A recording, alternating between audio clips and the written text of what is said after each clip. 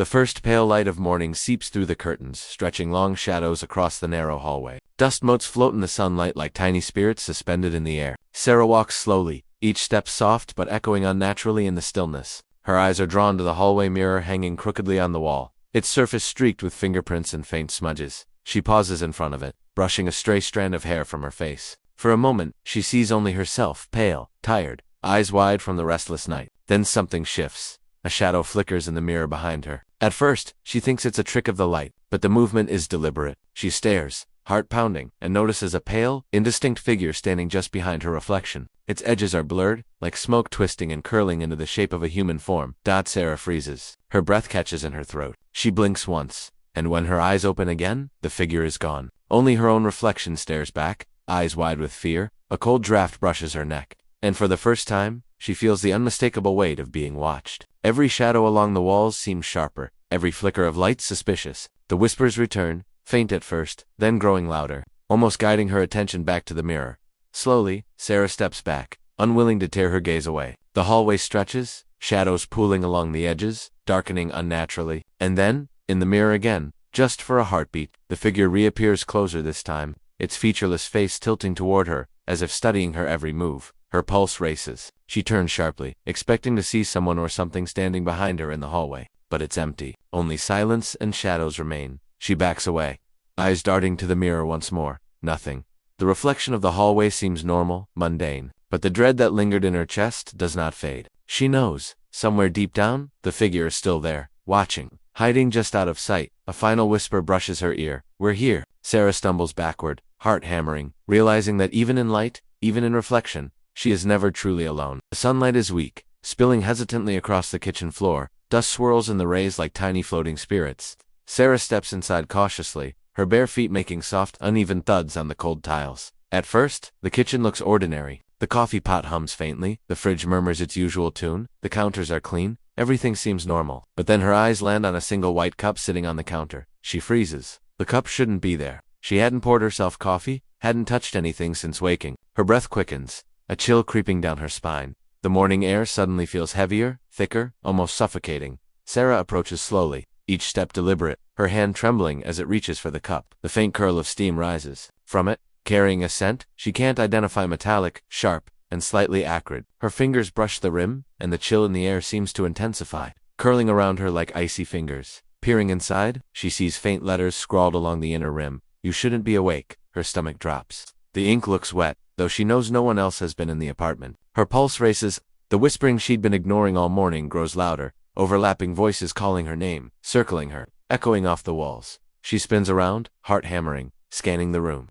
The kitchen is empty, still, except for the faint flicker of shadows that stretch and bend unnaturally in the sunlight. The cup, ordinary moments ago, now feels like a vessel of warning, a tangible message from something unseen. A low, almost imperceptible hum seems to emanate from the cup itself. Sarah steps back instinctively. The whispers escalate, forming a chorus around her, pressing in, merging with her own panicked thoughts. Why is it here? Who left it? She thinks frantically, but her mind finds no answer. Every instinct screams to flee, but curiosity roots her to the spot.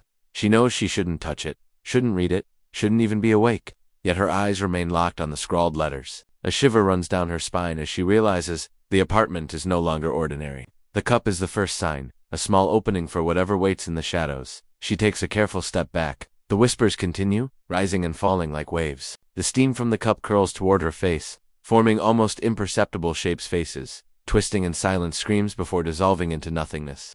The ordinary kitchen has become a stage for something alive. Watching, patient, Sarah's chest heaves as she stumbles backward. The cup still on the counter, untouched yet ominously present. She glances at every corner, half expecting the figure from the mirror to appear, but nothing moves. Yet the message is clear. She has been warned. You shouldn't be awake. The apartment seems to settle slightly, but the oppressive presence lingers, as if the cup has opened a door she cannot close. Every shadow, every creak, every flicker of light feels intentional. A silent whisper confirming that she is no longer alone and that the warning was only the beginning. Sarah stands frozen in the hallway, the faint morning light stretching long, uneven shadows along the walls. The apartment is quiet, or at least, it seems quiet. At first. The sound is so subtle she isn't sure she hears it. A soft, almost imperceptible murmur floats around her, curling through the air like smoke. It could be the pipes, the wind brushing the window, anything, but something in her gut tells her otherwise. She shakes her head, trying to convince herself it's nothing. Yet the murmur persists, threading itself through her thoughts, tugging at the edges of her consciousness.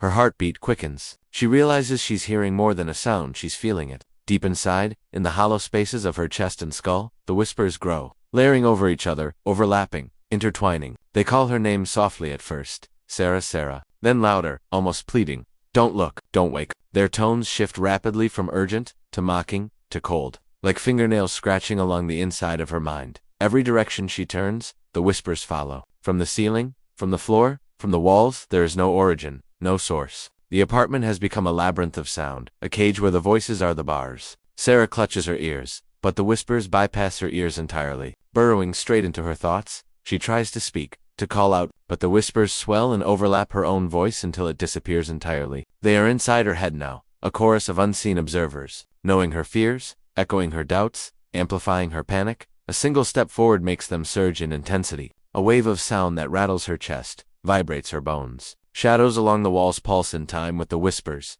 stretching and twisting as if dancing to the rhythm of this unseen, malevolent choir. Sarah stumbles, nearly collapsing, the apartment spinning around her. Her mind races, trying to locate the source, to find logic, to escape, but the whispers are everywhere, omnipresent. Each syllable is a reminder, she is not alone. Something in this apartment is alive, patient, watching, and speaking in a language she cannot ignore. Finally, a momentary silence, or at least, a lull. But Sarah knows better. The absence of sound is only a prelude. Somewhere in the stillness, the whispers will return, louder, sharper, more insistent, and she will be forced to hear them again. The hallway stretches ahead, pale sunlight barely reaching the far corners. The walls are narrow, cramped, lined with faded wallpaper, but even the familiarity of the space offers no comfort. Every shadow seems too thick, too still, as if the apartment is holding its breath. Sarah steps cautiously forward, each footstep soft against the worn wooden floor. Her pulse is loud in her ears, almost drowning out the faint hum of the apartment. She senses something but can't quite place it, a presence lingering just beyond the reach of sight.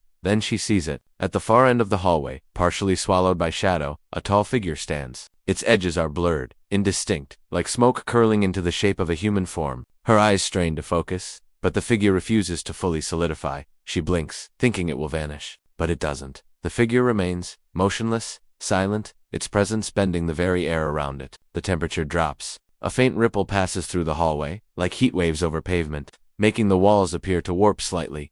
Sarah's breath catches in her throat. Every instinct screams to run, but her legs feel heavy, as if gravity itself has grown stronger. She takes a careful step forward, and the figure seems to respond not with movement, but with a subtle intensification of the oppressive atmosphere. The shadows along the walls stretch unnaturally toward it, crawling along the floorboards as though drawn to its form. She squints, trying to make sense of it. The figure's head tilts slightly, almost imperceptibly, as if studying her. Its blurred edges shift, expanding and contracting, a slow, deliberate rhythm that matches the pounding of her own heart. A low, almost inaudible hum vibrates through the floor, resonating into her chest. Sarah swallows hard. Every nerve in her body screams danger, but her curiosity or terror-fueled fascination keeps her rooted in place. The hallway seems longer now, unnaturally so, stretching beyond its physical limits. Light bends oddly around the figure, shadows pooling at impossible angles. Her eyes wander to the figure's face, though nothing is truly visible. Just the suggestion of features blurred, indistinct, hauntingly human and, yet utterly alien.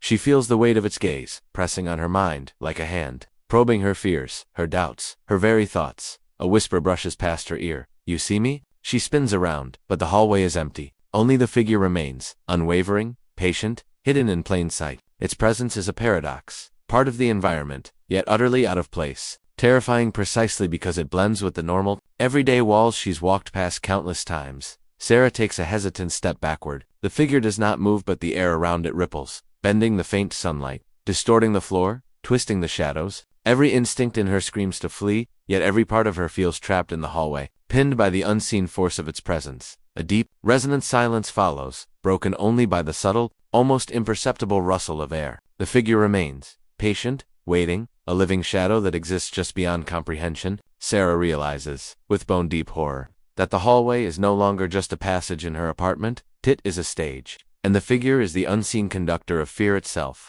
Kitchen feels deceptively calm. Sunlight pours weakly through the window, dust motes drifting lazily in the light. The coffee pot hums faintly, the fridge hums its usual tune. The counters look clean. Everything appears ordinary. Sarah's pulse hasn't slowed. Her eyes keep darting around the room, alert to every movement, every shadow. She senses that the apartment is watching, waiting, even as it seems quiet. Her gaze falls on the white cup on the counter. It wobbles slightly, as if nudged by invisible fingers. Sarah freezes, her breath catching. The cup tips over slowly, spilling water across the counter in a motion that is deliberate and impossible for a human to perform so silently. She steps closer, her legs trembling. The water spreads, pooling on the countertop, and as it does, shapes begin to form. Dark letters emerge, seemingly written by the liquid itself. "We never left." Her stomach drops. The letters shimmer faintly in the morning light, and for a terrifying moment, they seem to writhe like tiny shadows before settling back into readable form. The apartment feels alive around her, the very air thick with intent. Every ordinary object in the room suddenly seems menacing. The kettle rattles slightly, as if in anticipation. The blinds twitch despite the lack of wind. Even the faint hum of the fridge seems to carry a low, deliberate pulse. Synchronized with her racing heartbeat, Sarah steps back, realizing that the apartment itself is participating in the haunting. The cup was just the first message. Anything could follow. A broom leaning in the corner could shift. A chair could tip over. The floorboards themselves could creak in a pattern meant only for her. The whispers return softly, circling her, blending with the silent messages around her. The letters in the water fade slowly, leaving faint ripples that distort the counter beneath them. Yet the chilling message remains in her mind. "We never left." Panic rises. She glances around the kitchen again, searching for signs of intrusion, but nothing is there. The apartment looks normal, too normal, and that is when she understands. The horror doesn't need to be seen to be present. It is hidden, subtle, insinuating itself into the most mundane corners. Every object, every shadow, every whisper is part of it. Sarah's breath comes in short, uneven gasps. She realizes that the apartment has become a labyrinth of threats, where even the simplest, most ordinary item can carry malicious intent. There is no safe corner. No object is neutral. And most terrifying of all, the haunting is patient, deliberate, omnipresent, and it has already claimed the apartment as its own.